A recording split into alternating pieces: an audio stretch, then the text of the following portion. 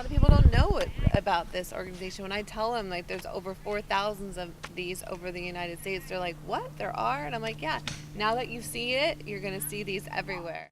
It was Amy's 9-year-old daughter who got them involved with Little Free Library. I was like, can we start one? Because it was by my mom's friend's house. I wanted to make it look like a cottage and something that kind of looks something similar to our style of our house. So I just kind of went from there. I just told my husband, you build it, I'll decorate it, don't ask any questions. The library's motto is take a book, return a book. It's a neighborhood book exchange. I had looked in here one day just to see what books are in there, and I noticed that 50 Shades of Grey was in there. And so I went on to Facebook and I posted, I'm like, ladies, it's here. 50 Shades of Grey is in my free little library. And then a couple hours later, my husband was doing some work in the garage, and all of a sudden, screech. All of a sudden, car parked in front of the free little library, and out popped this woman and came in. She grabbed the book and she goes, it's mine! And she got back in her car and she drove away. The Burgers Library in Burbank is one of over 22,000 Little Free Libraries in 80 countries. Todd Bowles started Little Free Libraries after the success of his front yard library in Hudson, Wisconsin.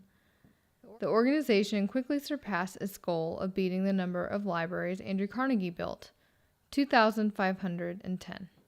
By 2016, we'll pass McDonald's. And when we pass McDonald's, I'm going to create a sign that says billions and billions read more books than burger. Besides being a bookworm, to have a Little Free Library, you must sign up and pay $35 for the official plaque that puts your library's location on a public map. For Jane Summers, giving out her personal information is not a big deal. Because I imagine that all of my personal information is on the internet somewhere.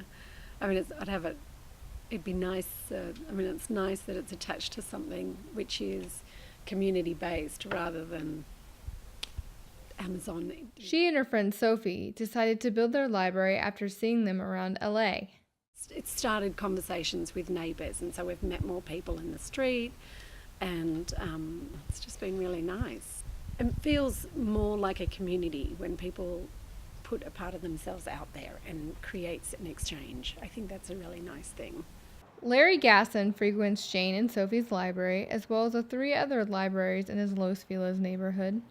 American life was so atomized that people didn't know jack about their neighbors or anything like that. And so this was just a non-threatening way to sort of get people to sort of stop, get out of their cars, look up from their cell phones, their smartphones, and and see what was happening. So they're precious. I mean, the little boxes are precious.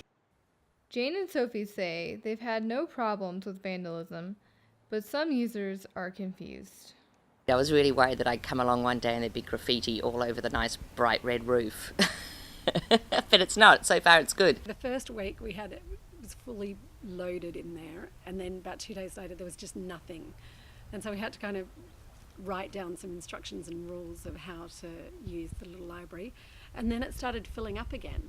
For the people behind LA's Little Free Libraries, promoting community literacy is a passion project. I love books and I love reading, and I like the idea of the exchange, the free, the freeness, and I think a library is a great thing anyway. And yeah, it just felt really nice to be able to just have, access that just on the street corner. You could be walking down the street and you can access a book. Some of the babies come down the street and they take baby books out. So, very cute. Who knows? Maybe those babies will be the next big names in the literacy movement. Hillary Jackson, Annenberg News.